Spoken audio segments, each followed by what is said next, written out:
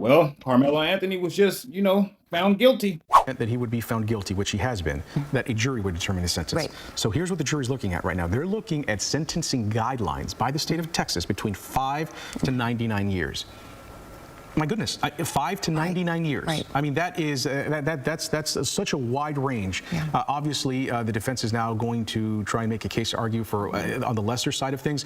Where that falls in between that range, who knows? Right. Who knows? I mean, he's 19 years old. Right. He was 17 when this happened, and now he's looking at a sentence of somewhere between 5 to 99 years. That's the other thing that the jury's going to have to try and figure out. And I don't know how long it's going to take them for them to make that determination. They clearly didn't have many questions on whether he was guilty or not, because this verdict came back pretty quick. It really was. It was less than 3 hours. About 3 hours, Yeah. but you want to assume that maybe they had lunch within that process as well. So subtract 30 minutes. But the fact that there weren't any notes that came out to the judge, typically if a jury has some sort of a question or if they're hung up on something and they need clarification, they'll send a note out. The foreman will get in contact with the judge or the court and let them know that they have some questions. None of that happened. Well, in court.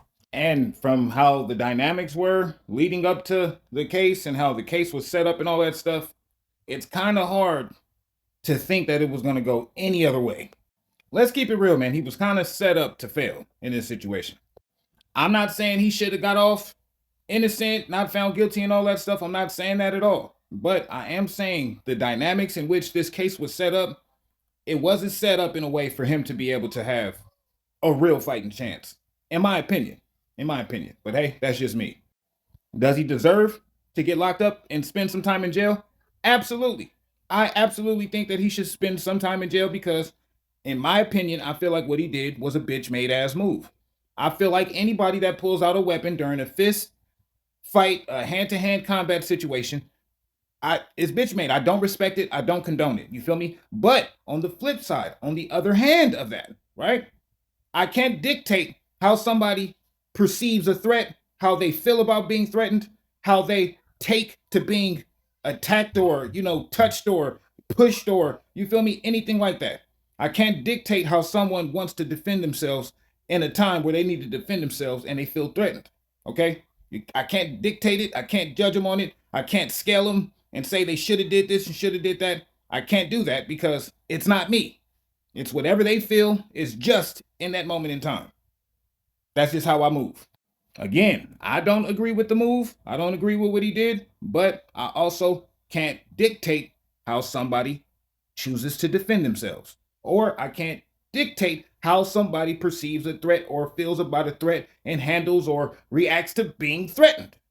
With that being said, hopefully you guys understand. Now moving on. Now, I wonder how all this is about to unfold.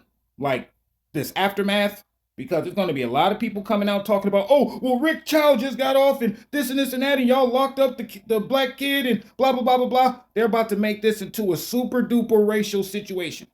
Just how they've been wanting to and been clamoring for a long time. So I hope black folks do not bite the bait and fall into the trap that they want us to fall in. Because they want us to get emotional and get all riled up and react and be out there protesting and doing all of that bullshit. That's what they want to happen. But I hope motherfuckers see the play and they don't fall in. I hope they don't do it, bro. But hey, chances of that, it's slim chances that shit is not going to happen. I hope it doesn't happen, but goddamn. But they're going to be saying, oh, how could you guys do this? And you guys let Rick Chow go. And then, oh, the Chud the Builder situation about to come up. That shit's about to play a part. This shit is about to be a whole racial clusterfuck if folks bite and take this bait. You know what I'm saying? Do not take the bait. Technically, Karmelo deserved to go do some type of time. He did wrong. You feel me? Even though he was defending himself and all that stuff, he still took somebody's life, bro. So he deserves to go sit down for some time. Spending life in jail and all that shit is subjective. Y'all can argue and discuss that. You feel me? But I feel like he should at least go sit down at least 3 to 5. You feel me? He did wrong. Okay, but the way they went about doing this shit, well, you got to be honest and be real about it, bro. The shit wasn't all the way on the up and up. It wasn't all the way fair. We knew this shit was about to be some fuck shit going on, and here we are with the fuck shit. Don't bite the bait. That's what I say. But I want to hear your thoughts on this. Does this upset you? Does this make you want to go out and protest? Does this make you want to say F the man and all of that shit? And like, where do we go from here? Also, Karmelo should have chose better lawyers, different lawyers. Like, he was not playing chess out here. He was playing checkers. He was playing hopscotch. Like, a lot of the moves that they made it just made no fucking sense. But here we are. Like I said, I want to hear from y'all. What are your thoughts on all of this? Let's have the discussion. Let's break it all down. Did you think this was going to be the outcome?